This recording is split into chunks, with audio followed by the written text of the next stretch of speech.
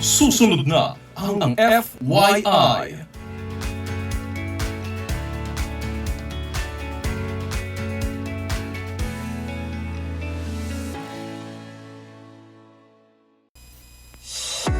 Good news mga kaabante, dahil ang inyong number one tabloid, di lang radyo, TV pa. Mapapanood ang Abante sa Sky Cable Channel 85, Converge, TCL Smart TV, Blast TV, Samsung TV Plus, at mapapakinggan rin kami sa DWAR 1494 Abante Radio. Dahil dito ang best, Abante ang best. Balita, entertainment, sports, tulong. Ang mga opinyon at pananaw sa programang ito ay para sa mga host at guest lamang at hindi sumasalamin sa opinyon at pananaw ng himpilan. Magandang araw mga kaabante mula Luzon, Visayas at Mindanao. FYI, ako si Francis Polbe. FYI, ako naman ang inyong lingkod, Raya Kapulong. Hatid namin ang mga impormasyong may dating na worth sharing. Mga kwentong kwela pero may kwenta. Dito lang yan sa For Your Information, ito ang FYI.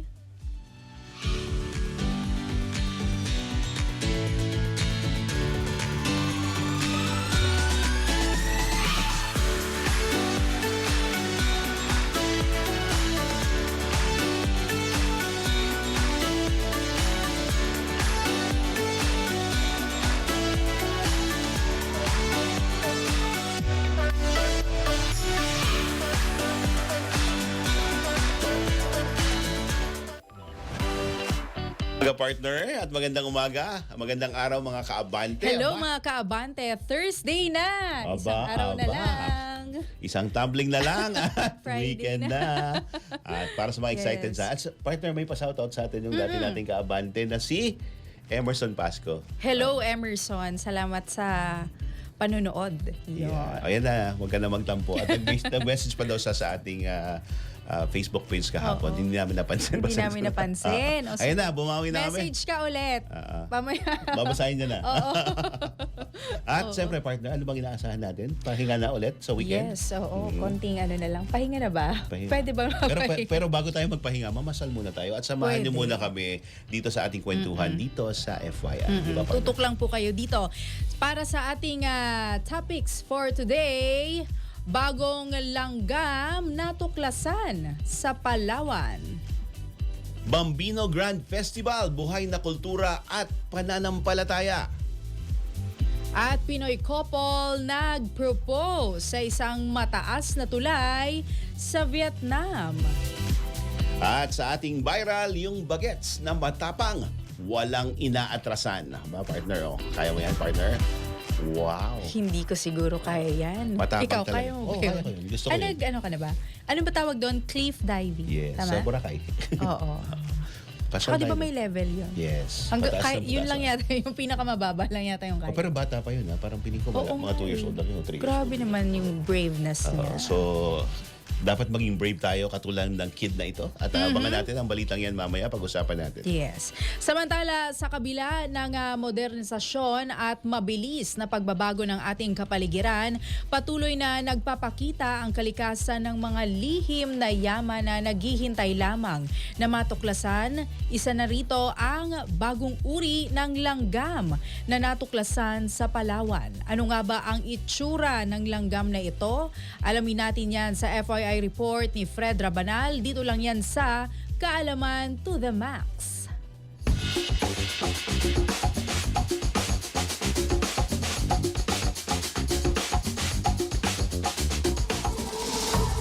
Isang pambihirang tuklas ang naiulat mula sa bayan ng Rojas matapos matagpuan ang isang bagong uri ng langgam na may scientific name na Bombisidris sabinschapeia SPN. Ayon sa pananaliksik ng National Museum of Natural History, inalathala sa Haltiers Insect Taxonomy Journal, ang panibagong species na ito ay itinuturing na mahalagang karagdagan sa biodiversity ng Palawan. Pinangalanan ng langgam bilang parangal kay Dr. Sabine Shope, isang kilalang wildlife conservationist mula sa Catala Foundation Inc. bilang pagkilala sa kanyang dedikasyon sa pangangalaga ng wildlife sa lalawigan. Natuklasan ng langgam sa barangay Dumaraw, Rojas at ayon sa ulat, isa itong nocturnal species, nangangahulugan na aktibo lamang tuwing gabi. Ilan sa mga kakaibang katangian ng Bombisidris sabinsyopeia ay ang malapad na ulo, matingkad na yellowish-brown na kulay at presensya ng sete o maliliit na buhok sa ulo. Bagamat kahawig ng lokal na Bombisidris filipina, naiiba ang bagong tuklas sa mas maitim na kulay at mas magaspang na katawan, mas mahahabang kurbadong tinik at dilaw na kulay ng ilang bahagi ng paa. Ayon sa mga eksperto, kabilang ang nasabing species sa Australia's Species Group na nagbibigay liwanag sa pag-usbong ng mas maraming natatagong species sa bansa. Ang pagtuklas na ito ay hindi lamang mahalaga sa agham, kundi nagbibigay diin rin sa pangangailangan ng konserbasyon sa Palawan, isang lalawigan na kilala sa kanyang mayamang likas na yaman. Bilang nocturnal insect, ang langgam ay maaaring maglarawan ng mas komplikadong ekosistema na hindi pa lubusang napag-aaralan sa lugar. Ayon sa mga mananaliksik, ang pagtuklas ng Bombisidris sabinsyopeia ay patunay na sa kabila ng modernisasyon, nananatiling may mga lihim na yaman ang ating kalikasan na naghihintay lamang na matuklasan. Ito rin ay paalala sa lahat ng kahalagahan ng pangangalaga sa diversity at wildlife conservation sa Pilipinas. Para sa FYI,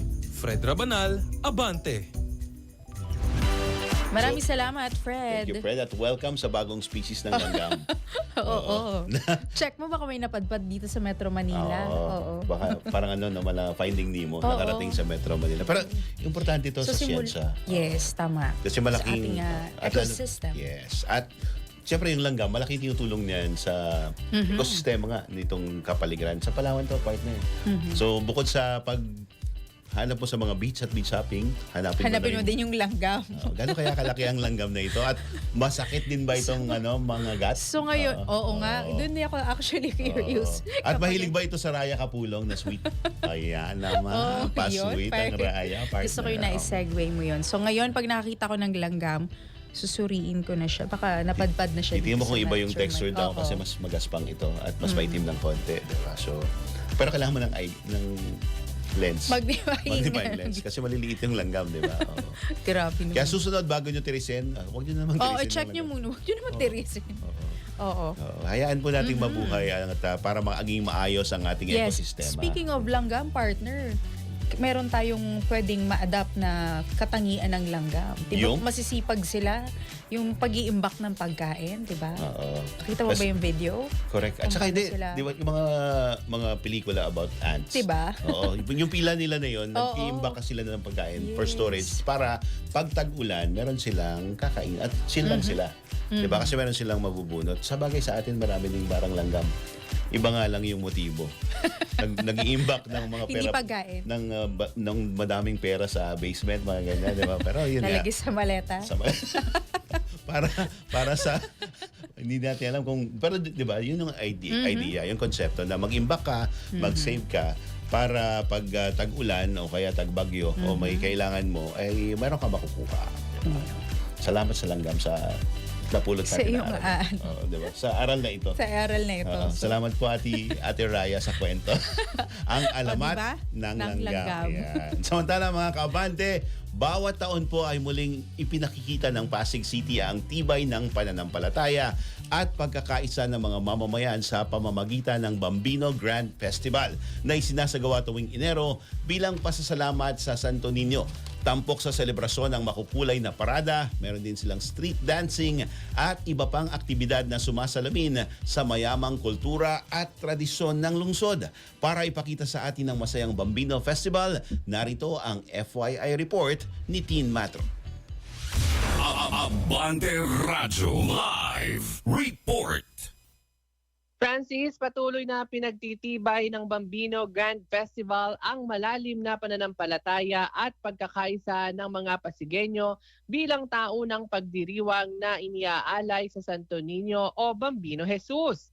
Isinasagawa tuwing buwan ng Enero, ang festival ay nagsisilbing pasasalamat ng komunidad sa mga biyayang natatanggap at pagpupugay sa Batang Jesus na simbolo ng pag-asa at kababaang loob. Nagsimula ang Bambino Grand Festival bilang isang lokal na debosyon ng mga mananampalataya sa Pasig na kalaunay lumago at naging isang malaking cultural at relihiyosong selebrasyon. Tampok dito ang Bambino Grand Parade, makukulay na kasuotan, street dancing, at iba pang aktibidad na nagpapakita ng mayamang kultura at tradisyon ng lungsod. Sa paglipas ng mga taon, ang festival ay hindi lamang naging relihiyosong okasyon, kundi isa ring daan upang palakasin ang turismo at lokal na ekonomiya. Dinadayo ito ng mga deboto at manonood mula sa iba't ibang lugar na nagdadala ng sigla sa lungsod. Ngayong ipagdiriwang ang ika-25th anniversary ng Bambino Grand Festival, muling pinatunayan ng Pasig City ang matibay nitong pananampalataya at kahalagahan ng tradisyong nagbubuklod sa komunidad mula sa nakaraan hanggang sa kasalukuyan. Para sa FYI, Teen Matro, Abante. Tin, Yes, ang sipag mo, Francis. kahapon nasa Cebu ka lang, inihintay pa namin yung litson, pero ngayon nasa Pasig ka na. Yes, welcome back to Metro Manila. May litsunan din dyan sa Pasig, Tin. Yes. Siyempre, as a festival queen, kailangan lahat ng pista dito sa buong Pilipinas ay iniikot natin. Siyempre, para maipakita rin natin sa ating mga kaabante kung gaano nga ba kahalaga yung mga pistang sineselebrate natin. Kasi hindi lang naman to basta selebrasyon. Ito ay pananampalataya, pagkakaisa, at syempre, alam mo yun, para kahit papaano sa kabila ng pinagdaraanan natin dito sa ating bansa, meron pa rin naman tayong magandang naipapakita, di ba? Correct. So, Tin, Oo. itong Bambino Festival, parang ano din to? Parang sinulog din ba ng Cebu? Ganun? Yes. Oo. Actually, I was about to say na kung wala kayong pag-book ng ticket, pamasahe papuntang Cebu o Sinulog Festival, pwede kayo dito sa Metro Manila kasi meron ditong Lakbayaw Festival. Nagaganapin naman yan sa Tondo kung medyo Sa mahilig kayo Manila. sa mga body-body, ganon. Ngayon, Body-body. kung gusto mo naman na, ngayon kung gusto mo naman na ala Sinulog talaga yung mga may mga festival na outfit, yung mga street dancing, pwede kang Bambino Festival. Dito lang yan, of course, sa Pasig City. So, Tin, dyan sa Diba? Pasig, magpapatupad sila ng traffic rerouting. Oo. Yes. Actually, meron nang ipinost ang Pasig City LGU ng mga rerouting o yung mga dadaanan nitong parade or grand parade para syempre makaiwas na rin yung mga kababayan natin na pupunta ng Taguig dun sa dadaanan ng parada para hindi maipit sa traffic. Kasi for sure ito, hindi lang basta for sure, talagang over sure na magkukos talaga ito ng pagka-traffic dito sa mga dadaanan nga ng Bambino Grand Parade. At maghapon ba ito, itong festival na ito? Kailan to sa... Actually, go ahead, Kiko, sorry. At bukod dun sa festival or yung parade, may iba pa bang kasunod na aktibidad? May pa-concert pa ba sa gabi? Oo, Oo. para mas maplano Yes. ng ating mga kaabanteng motorista yung kanilang magiging Biyahe. biyahe. Yes. Actually, ito na nga, sa morning, syempre ipaparada dito yung ating Bambino Jesus, Ito yung sa Santo Niño. Pag umaga yan, para nga prosesyon, ganon. And then, sa hapon, ayan, hanggang sa gabi, nandiyan na yung mga street dancing, concert, ayan, may mga contest na singing, dancing, ganyan. Yung typical na fiesta, ang celebration talaga dito sa Bambino Grand Festival. At Tin, dahil nasa Pasig ka at fiesta, ano yung sikat na pagkain dyan sa Anong Pasig? pwede mong ipasalubong sa amin? diba? Na pwedeng dayuhin ng mga kabante natin kaya akala dyan. ko Mga pwedeng, fiesta. At pwedeng pasalubong. ipatikim sa atin ni Tin. Yes. Sorry, yung sikat na Pagkain. na pagkain. Pagpagkain at pasalubong, medyo humina yung Pagkasa sa signal. kapagkain, humihina Medyo signal. humina yung signal ni Tin pagpasalubong na eh. Kasi alam mo, hindi tayo masyado mahilig kumain. Pero sabi nila, masarap daw ang pansit sa Pasig. Yun. Sinasabi ko sa iyo. At may version Alam mo sila ba yun? ng everlasting na Alin? marikina, di ba? Parang embutido. Meron din sa Pasig. Yes. Oo. Sabi kasi nila, kapag dadayo ka sa mga festival o yung mga okasyong ganito, yung mga fiesta, mas mainam na medyo wag ka masyadong damihan yung kain kasi marami kang pupuntahan eh. So pag dinamihan mo yung kain mo, hindi ka na makakakain doon sa mga next na i-visit mo mga bahay-bahay. Ganon. Ay, hindi pa namin na-experience yan. Gusto namin ma-experience. Paano ba yan? Alam mo, Sa unang bahay, yung wag mong ganyang itodo festival. natin. Unang bahay, Oo. wag mong itodo. Alam mo na, Yes. demure muna. So, salad demure muna. Salad ka May muna. salad alam mo, po ginagawa kayo. ko yan. Appetizer muna. Eto, ginagawa ko yan, Francis and Raya, no? Kapag dumadayo ako ng festival sa Lokban. Mhm. Kasi doon, kahit hindi ka kakilala, pakakainin ka sa mga bahay-bahay. Tapos, kapag hindi ka kumain, medyo parang sumasama yung loob nila, nalulung. Kasi parang inisip nila hindi masarap yung pagkain. Kaya kailangan mong kumain talaga ng todo-todo. Unang bahay pa lang yun. So Diba? sigurado dadayuhin ni Tin ang pahiya sa May, di ba? May Yes, 15. sa Lokban. Sana isama mo kami, Festival. Tin. Pero kamusta Of na, course. nakabook na ba tayo para sa linggo sa Cebu? Gusto ko yung nagkamustahan ng booking. Di ba may follow-up? Ayan. May follow-up. Pero hindi ka nakamove on, partner, ha? Oo. Correct. Ayan. Inaayos na daw ni Tin. Pag hindi daw, Oo. doon na lang daw tayo sa Mambino sa Pasig. Mayor, Yes. At- bisita o sa po. Tondo. Again, oy Francis and Raya, no, iniimbitahan ulit natin yung ating mga kaabante na kung makakadalo sila sa mga ganitong festival, pwede rin naman nilang silipin. Pero syempre, kung medyo hectic na sa schedule, maaari naman panoorin yung mga live feed or yung live streaming sa mga local government Facebook page or mga social media accounts para kung ayaw mong matraffic, ayaw mong maipit sa mga maraming tao, ayun, para at least iwas na rin sa mga pagkahawa-hawa ng mga sakit, ganon. Correct. Or mag-face mask kung kinakailangan. Yes, ayun. Oo. Anyway, yan muna ang latest mula dito sa Pasig City para sa FYI Teen Matro Abante. Partner.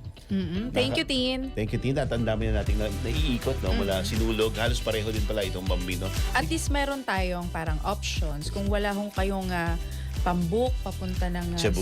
O kung hectic yung schedule, katulad Yes. ni Ma'am Raya, At pwede yung Pasig sa pwede lang bang yan. kung budgetarian tulad ko? Kung budgetarian na katulad ko, dahil naubos na yung budget sa biyahe, pwede naman lang Pasig. MRT at saka FX at jeep, marami. Pwede. Okay. O, sana maayos na yung MRT para hindi tayo pipila. Mas madaling Para mas madaling pumunta sa Pasig at busog. Yes. Tapos maglalakad ka ulit paakyat sa Mount Kamuning para matagtag Wala, yung kinain mo ano na. sa piyesta. Diba? Pwede. Para healthy pa rin tayo kahit na may Correct. piyesta tayo at hindi lamon pag piyesta Ay, hindi kain pag piyesta. Lamon yung ginagawa ng maraming tao. mukbang, gano'n. At maraming pasaron. Parang sanay na sanay ka sa fiesta, partner. Kasi laking probinsya ako So yung mga pistahan, dinadayo talaga naman yan, partner. At maraming kaabante natin sa nakaka-relate na ganun talaga. May pasaron pag piyesta. Kahit hindi mo kakilala, meron po kayong pasyaron. May Pwede po bang manghingi ng embutido? Pwede po bang manghingi ng menudo? Mga ganyan. So yan ang mga typical at pancet, mga paboritong pagkain at handaan. yung mga tuwing madalas pista. isyaron. Yes. Samantala, mula Pasig, samahan nyo naman kaming magtungo ng Butuan. Dito lang yan sa segment na Out of Town.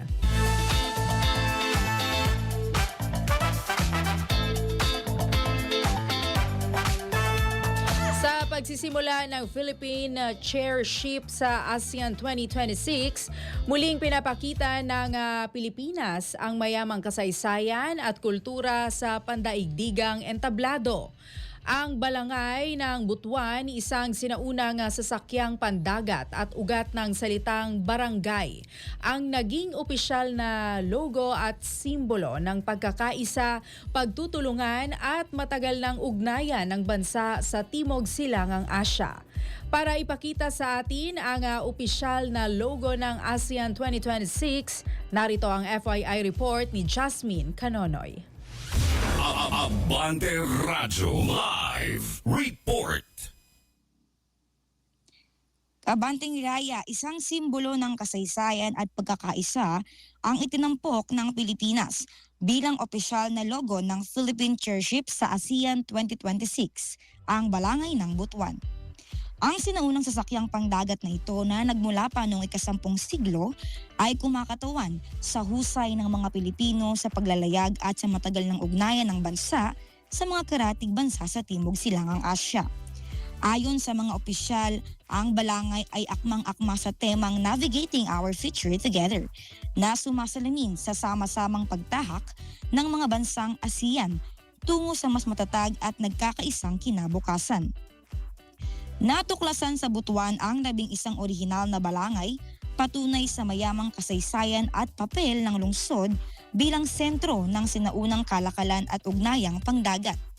Higit pa sa isang sasakyang dagat, Ang balangay ay ugat din ng salitang barangay na kumakatawan sa pagkakaisa at kolektibong lakas ng pamayanan. Sa ASEAN 2026, ang simbolong ito ay nagsisilbing paalala ng kahalagahan ng kooperasyon sa kabila ng pagkakaiba-iba ng kultura. Kasabay nito, inaanyayahan ang publiko na makiisa sa pagdiriwang sa ika-50th anniversary ng Balangay Excavation sa Butuan bilang pagpupugay sa pamana at identidad ng sambayanang Pilipino. Para sa FYI, Jasmine Canonoy, Abante. Maraming salamat, Jasmine, Salamat, sa iyong Jasmine. At report. partner, ang balangay ay opisyal na magiging logo ng ASEAN ngayong taon. Ayun nga naman. Ang ganda, no? Yes, very Filipino. At ang balangay isang uri ng bangka. Tama.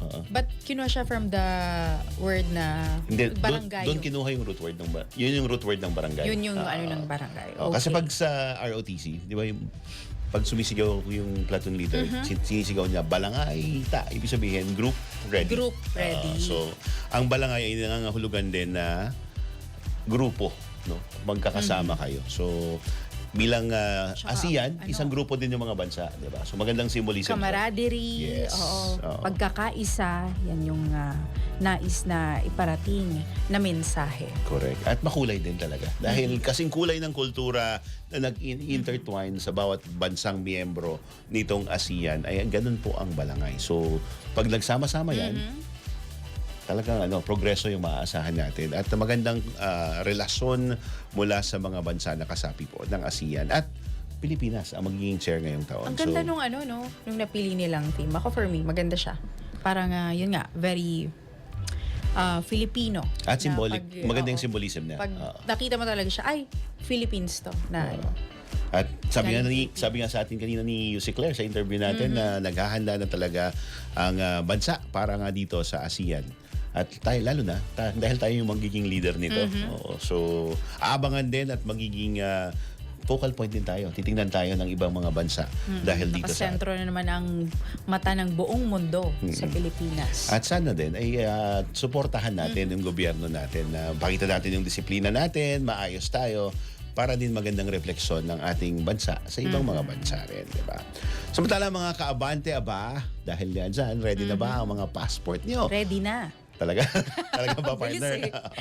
Kung nakabook na kayo ng flight, di tara na. At samahan nyo kaming mag-Vietnam.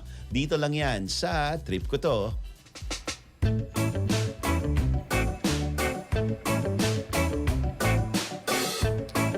Mga kaabante, sa taas na 2,200 meters above sea level sa Rong May Glass Bridge sa Sapa, Vietnam, nagpakita ang isang Pinoy ng tapang at pagmamahal sa kanyang girlfriend. Ang sweet naman. Sa kabila ng buwis buhay na taas at malaki drama na eksena, tinanggap ng nobya ang alok na magpakasal. Para ipakita sa atin ang buwis buhay proposal na yan, narito ang FYI report ni Andy Villaber. Abante Radyo Live Report. Raya Francis, mapapasana all ka na lang talaga dahil viral sa social media ang wedding proposal ng isang Pinoy sa kanyang girlfriend habang nasa Rong May Glass Bridge sa Sapa, Vietnam. Ibinahagi ang video ni Jules Marty sa TikTok kung saan makikita ang magkasintahan sa kalagitnaan ng 2,200 metro na taas ng tulay. Isang eksenang punong-puno ng kaba at kilig. Sa video caption, sinabi pang, ito ay one of the most dangerous and courageous proposal of all time. Mapapanood dito ang drone shot na umiikot sa kanila habang maririnig ang takot na babae sa tila buwis buhay na sitwasyon. Ilang ulit pa ngang tinanong ng lalaki ang, will you marry me? Bago niya tuluyang ilagay ang singsing sa daliri ng nobya. Napaiyak ang babae at malinaw na tinanggap ang alok kasabay ng biro na baka malaglag ang singsing. Hindi rin naman nagpahuli ang mga taong nakasaksi sa buwis buhay proposal. Maririnig sa video ang kanilang sigawan at palakpakan. Super kilig naman ang netizens sa kakaibang proposal at marami ang nagbahagi ng kani-kanilang hirit na reaksyon tulad ng halong kaba at excitement naman yan at yung sobrang mixed emotion. Ang viral proposal na ito ay nagpapaalala sa pag-ibig, tindi at tapang ay minsang kaakibat ng kilig at saya. Para sa FYI, ito si Andy Villaver, Abante. Andy, Hi! kamusta ang weather dyan sa Vietnam mula sa Sabi niya, Siargao? hey. Kamusta ang weather dyan sa Vietnam mula Nag-Vietnam sa ka lang, Siargao hinay. kahapon? Nag-Vietnam ka lang, hinay mo na kami. Alam niyo kasi sa Vietnam, dapat medyo social yung dating natin kahit low budget lang tayo. Budgetarian sa Vietnam. Ganun ang Oo. peg mo, Andy. Budgetarian sa Oo. Vietnam. Nung napanood mo ba itong video, napasana all ka din ba? Yes naman, Raya. Alam mo, sobrang sana all. Pero kasi alam mo, hindi ko pangarap ang pumunta sa mataas na lugar. Parang dapat mag-propose sa akin yung magiging asawa ko dapat sa gitna ng dagat. Ano, nakarinig pa? Oo. May patama ba? May pinarinigan ba to? Attention, ganyan? Oo, feeling ko. Ba't sa nasa gitna kabilang ng building. dagat? Oo. Para after nun, sisisid kami. Wow! Magaling yatang mag-swimming. Kakanta sa Oo. Under the Sea. Under, Ganun. pwede. Oo. Di ba? Ano ka lang, Andy? Afraid of heights ka lang? Ako rin. Hindi rin pero ayoko lang talaga dun sa gitna ng tulay. Afraid ka lang sa mga pa-fall, ganyan. Oo, kasi alam mo na, iba kapag nalaglag Mm-mm. Sabi dito sa tech, dati ka raw isda.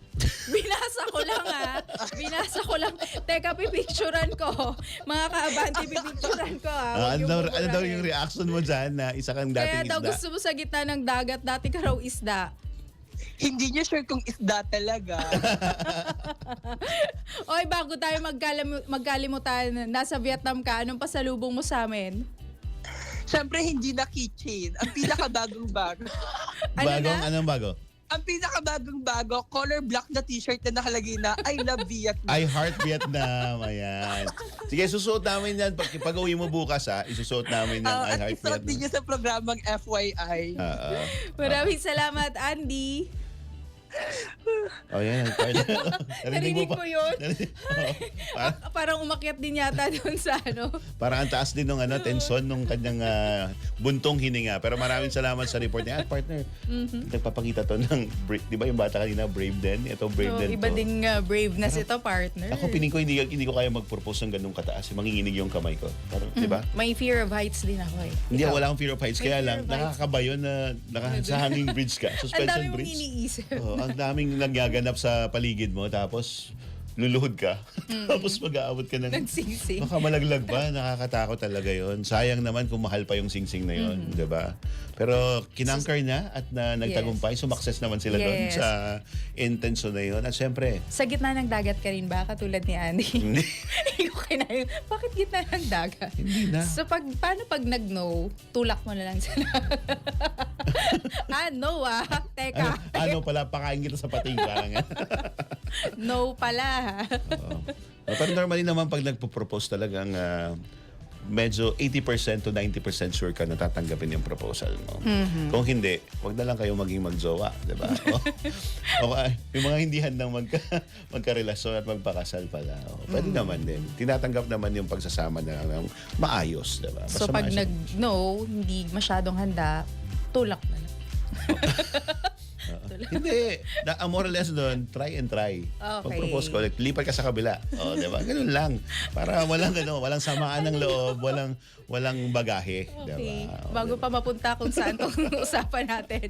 Samantala, sa aming pagbabalik, more good vibe stories pa ang aming hatid sa inyo. Kaya huwag bibitiw, tutok lang dito sa FYI sa Abante.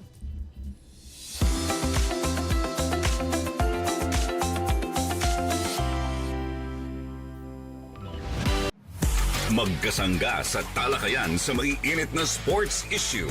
Makabuluhang kwentuhan at kulitan kasama ang sports personalities. Defense Minister Jerry Gudingera at Mr. Cool Jerry Eslana. Sport Talakan. Sport Talakan. Dito yan sa Abante Radyo.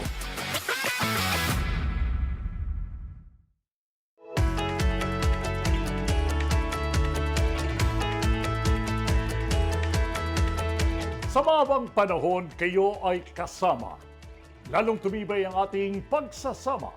ang boses ko na inyong pinagkakatiwalaan sa inyong mga tahanan ng ilang dekada. Ang tiwala na magiging gabay namin para maghatid ng balita at serbisyo. Isang karangalan na kami pa rin ang inyong kasangga, si Paring Ray Langit. JR Langit po. Kasangga mo ang langit, abante ang best. Laging alalahanin sa anumang laban, kasangga mo ang langit. Kasama rin ang inyong kasangga, JR Langit. Kasangga mo ang langit. Lunes hanggang Biyernes, alas 9 hanggang alas 10:30 ng umaga. Abante ang best. Una sa balita, entertainment, sports, tulong.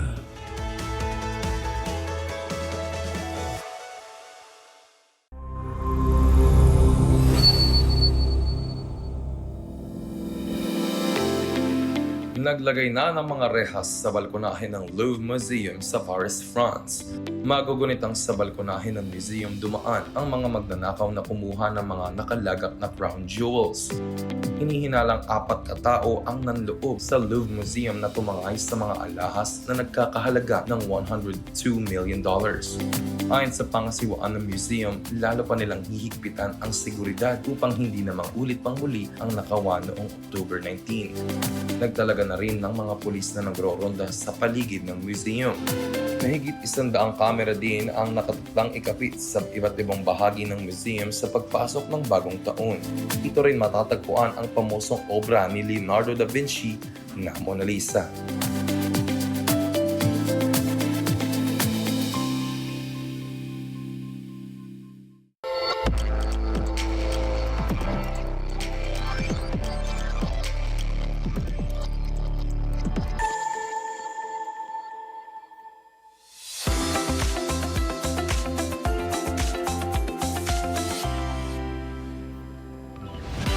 At nagbabalik kami dito sa FYI sa Abante. Samantala, mga ka-Abante, inilunsad ng Bangko Sentral ng Pilipinas o BSP ang bagong 10 peso ASEAN commemorative coin bilang pagkilala sa papel ng Pilipinas sa Association of Southeast Asian Nations o ASEAN. Tampok sa barya ang ASEAN emblem na sumisimbolo sa pagkakaisa, kooperasyon at kapayapaan ng mga kasaping bansa sa Timog Silangang Asya. Ayon sa BSP, ang commemorative coin ay legal at tender at maaaring gamitin sa pang-araw-araw na transaksyon. Bukod pa sa pagiging koleksyon, layunin ng inisyatibang ito na palakasin ang kamalayan ng publiko sa kahalagahan ng ASEAN at ng patuloy na pakikipagtulungan ng Pilipinas para sa kaunlaran ng rehiyon.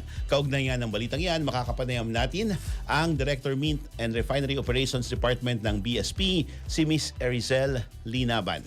Good morning, ma'am. Welcome po sa programang FYI. Francis at Raya po. Good morning, ma'am. Good morning, Francis. Good morning, Raya. Good morning din sa inyong mga taga-subaybay. Yes, ma'am. Siyempre alam natin, importante po yung chairmanship ng Pilipinas na yung ASEAN at pwede niyo po ikwento sa amin saan po naghango itong disenyo nitong commemorative coin na inilabas po ng BSP. Oo. Ang ASEAN coin na ilalabas ng BSP ay may disenyo ng ASEAN logo. So, pinit lang namin yung ASEAN logo doon sa reverse side ng ating existing na 10 piso na coin at sinamahan natin ito ng QR code. So yung QR code ay naglalaman ng mga impormasyon ng ASEAN tungkol sa pagdiriwang ng ASEAN at ang pagiging tagapangulo ng Pilipinas ng ASEAN 2026. So ito po yung reason bakit napili po natin itong disenyo dito sa ilalabas natin na bagong commemorative coin. Ang dahilan niyan, syempre gusto nating i-promote yung kung ano yung diwa ng ASEAN, ano? So yung unity, yung ating sama-samang progress, yung shared progress natin sa kapwa natin na ASEAN countries. Pag sinabi natin limited edition po ito, no, itong mga ganitong klaseng commemorative coin, gaano po karami yung ilalabas po natin na ganitong mga klase ng coins? Oo, Francis, limited lang talaga to. 10 milyon ang ilalabas ng BSP. Pero ito ay maaaring gamitin sa pang-araw-araw na transaksyon. So inaasahan natin sa suporta ng ating publiko nung gagamitin natin ito sa pang-araw-araw na transaksyon, mag-circulate ito at makakaabot sa mas maraming Pilipino. At wag sanang itago lamang at ipalaminate, ma'am? Di ba may pagpatuloy natin. Oo, patuloy nating monitor yung mga ganyang gawain. Minsan, di ba, ibinebenta nila ng mas mahal, no? Gusto nating ipanawagan sa publiko na ito ay may halagang 10 piso. So, katulad lamang din ng 10 piso natin, ito ay 10 pesos. Yun, monitor natin yung mga ganyang mga aksyon. Meron po ba kasi talagang ganitong sistema o kultura na pag tumagal na yung mga ganitong mga commemorative coins, sumataas po ba talaga yung value nito? Para sa BSP, dahil ito ay circulating coin, nananatili yung value niya, no? Kung 10 piso yan noong inilabas, 10 piso yan hanggang sa dulo ng kanyang buhay. Oo. So yun po yung purpose na, no, para maging coin siya. Pero yung disenyo lamang po yung iniba natin, no, dahil nga magkakaroon ng ASEAN dito ngayong taon. So yun, I think yung importanteng maintindihan ma'am, ng publiko na hindi ito special na may special value. 10 piso lang din yung value niya, pero special lang disenyo na dahil may pagdiriwang na gagawin ngayong taon. Tsaka limited edition. Sana Hindi, yun nga kasi pag limited edition, nagiging special Yun sa... nga So pag may special, laging tinatago natin, ma'am, di ba? Minsan kahit candy wrapper, special nun di ba? Alam mo naman yung mga Pinoy, di ba, ma'am? Attached Agree ba tayo. kayo? Oo, para may souvenir, ganon. Pero hindi ito... Tama. Yes, ma'am. Go ahead po.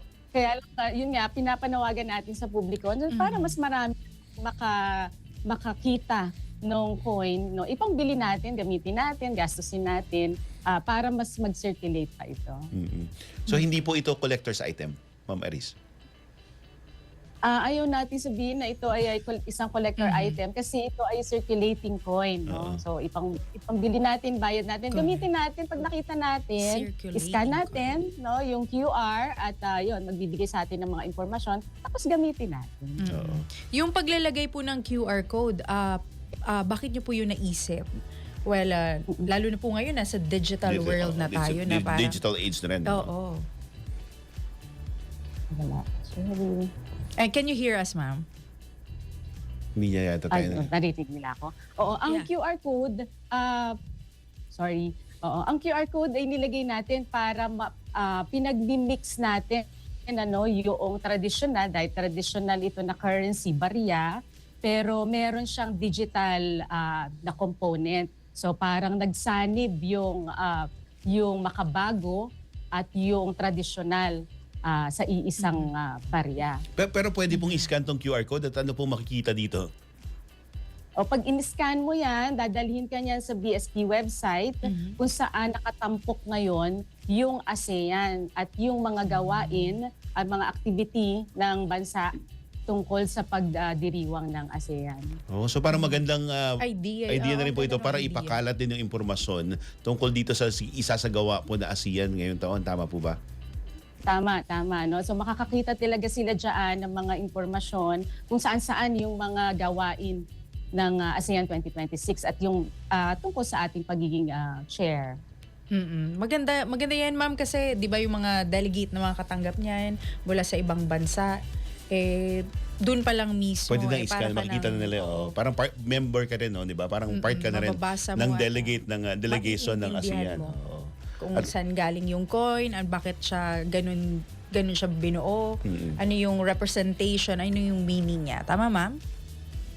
Tama yan. Nandun lahat, makikita nila kapag in-scan nila yung QR code.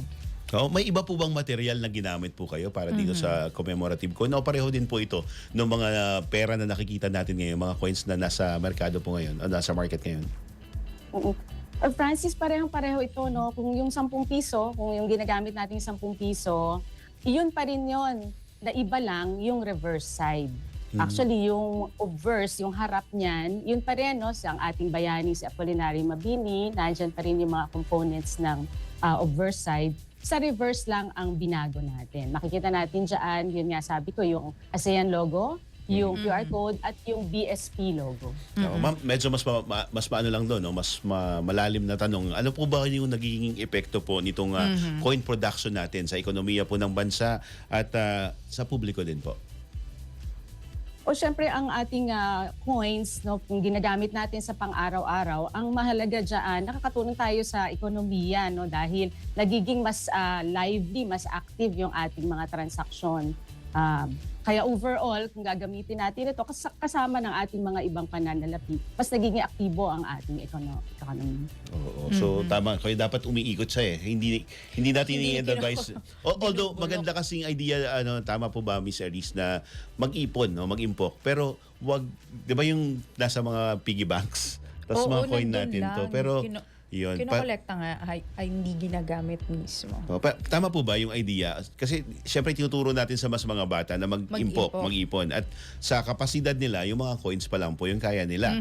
Pero dapat hindi sa tumatagal doon sa piggy bank na mga 20 years. Mga So ganun. gastahin dapat. So dapat pinapapalitan siya sa bangko para maging bills. Tama po ba?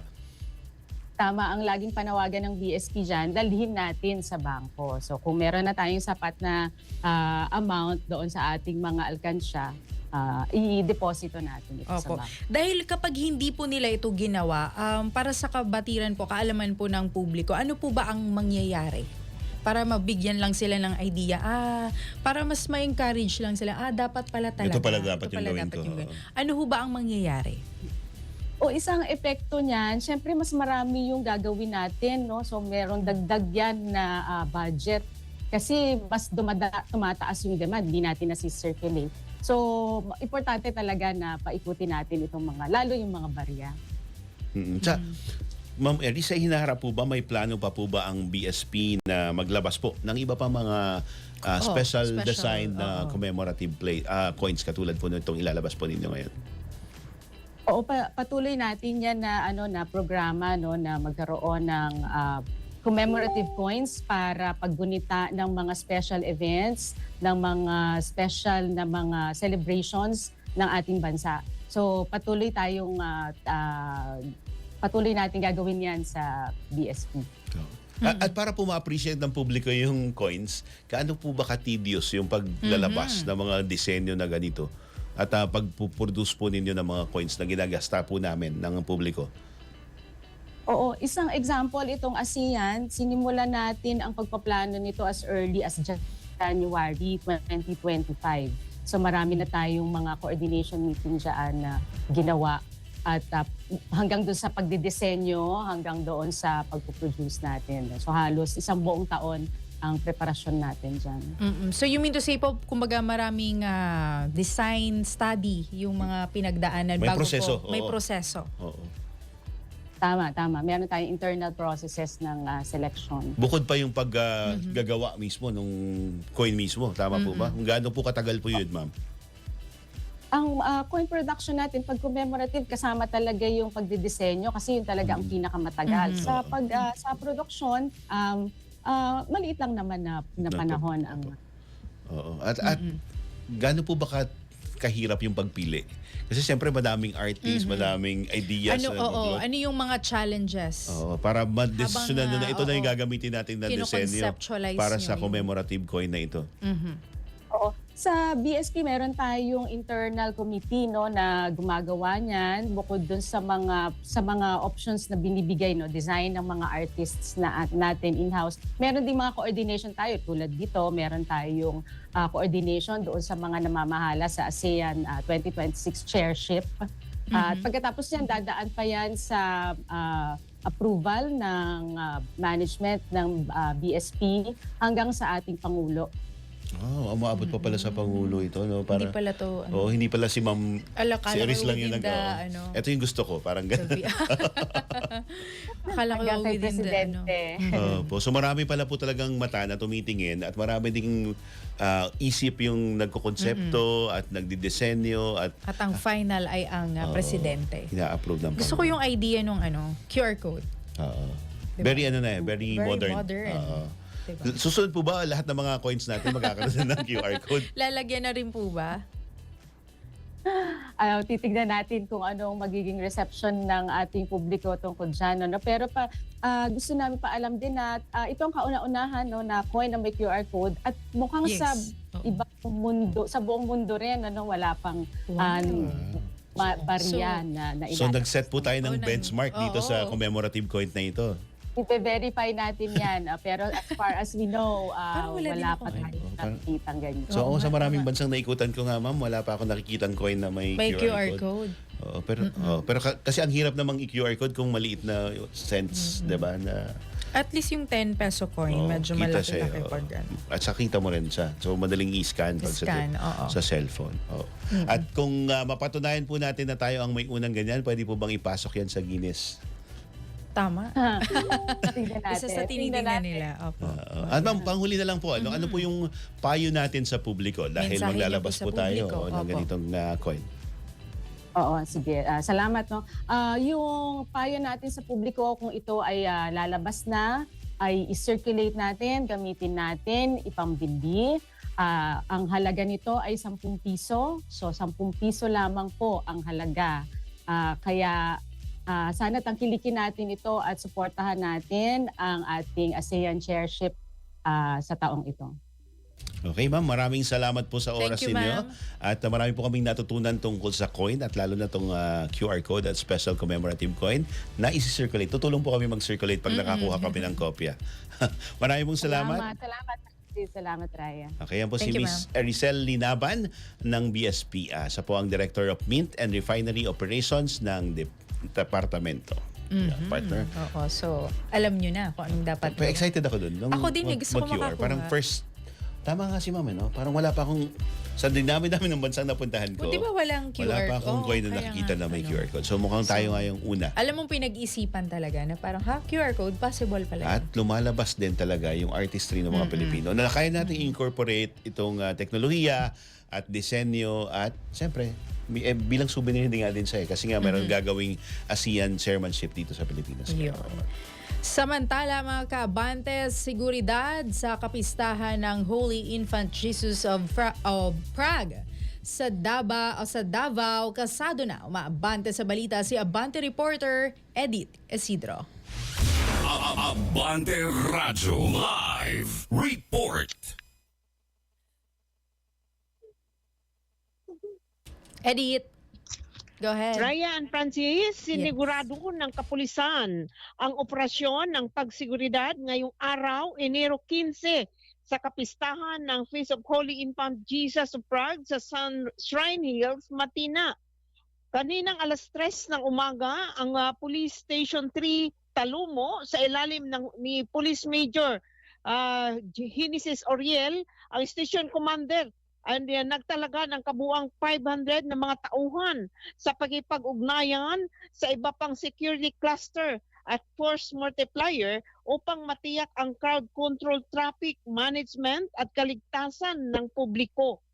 Nakaposisyon naman ang mga tauhan ng uniform at plainclothes na aktibong isinagawa ang mga mobile foot patrol at ipinatupad naman ng CTTMO habang ang mga emergency responder mula naman sa Central 911 at BDRRMC ay nanatiling nakastandby. Hinihimok ngayon ng Talumo PNP ang publiko na makipagtulungan sa mga otoridad, sundin lamang ang mga protokol ng seguridad at agad na iulat ang anumang hinalang aktibidad na pinakamalapit na tauhan ng pulisya.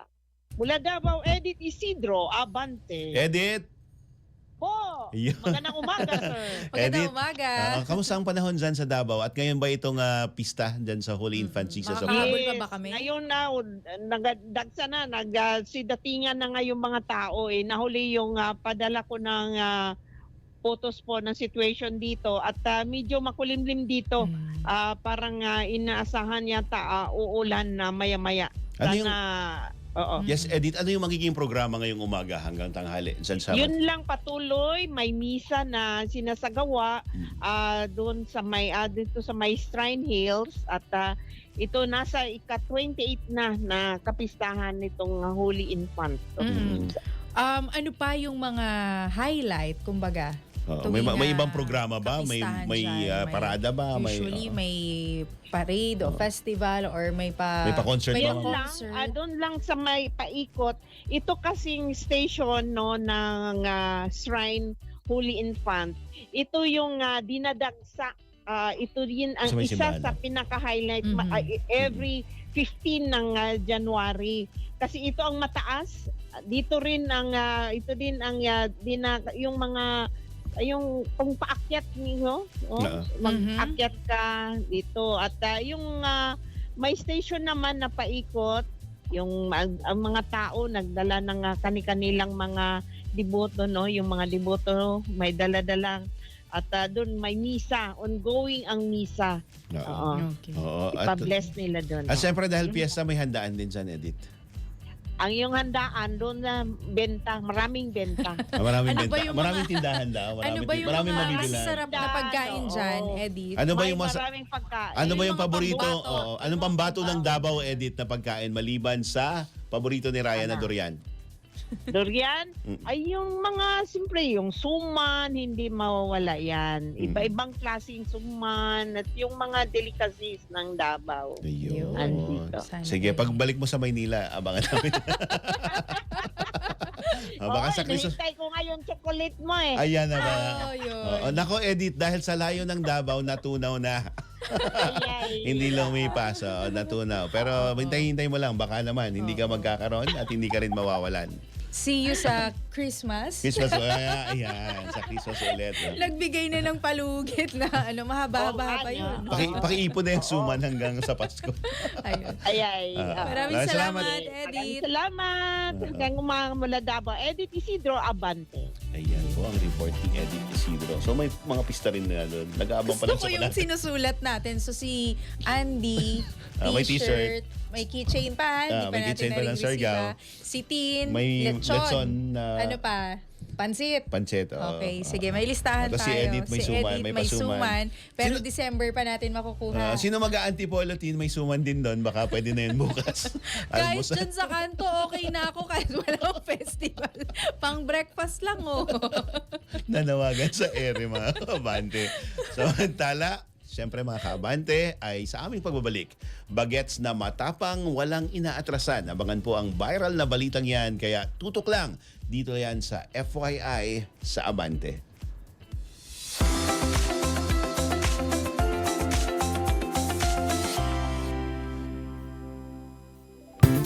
Pistang puno ng kulay, saya at tradisyong kakaiba.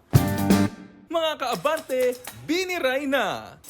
Tuwing Enero, hindi lang mga tao ang may OOTD. Pati bangka, naka-dress up. Astig! Hindi ordinary. Tradisyong may kwento, tradisyong may puso. Buhay ang kalye at ang entablado hanggang sa baybayin ng karagatan. May kantahan, may sayawan. Isang makulay na pista ng pananampalataya, pasasalamat at gabay sa bawat Romblomanon. Kaya sa saya tradisyong tunay na atin, dito sa Romblon, di ka mabibitin. Sa puso ng bayan, iisa ang sigaw ng madla. Hala sige, biniray na! Kaabante, anong gusto mo pang malaman? Tutok lang dahil sa Fiesta Files, lagi kang may bagong kaalaman.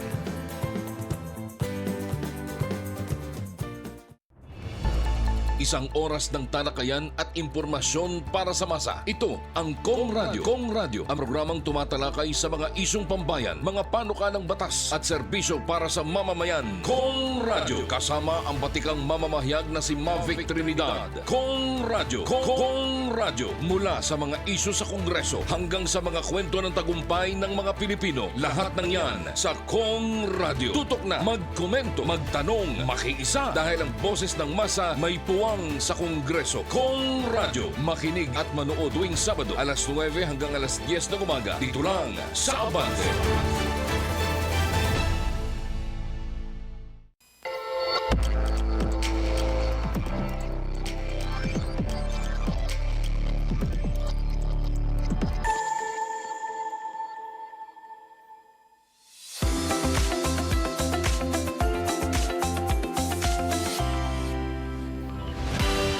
Nagbabalik ang FYI dito sa Abante.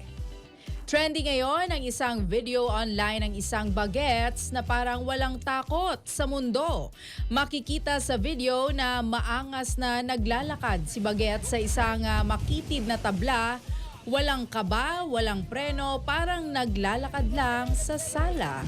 Maya-maya pa, bigla na lang tumalon sa dagat ang bagets na parang may pa-YOLO moment. Kitang-kita sa video na malakas ang alon at mukhang seryosong malalim ang dagat. Pero ang lakas ng loob ni bagets, walang inaatrasan. Good news naman dahil hindi pinabayaan ang Bagets, may suot siyang life vest at may mga nakaabang na agad para sumalo.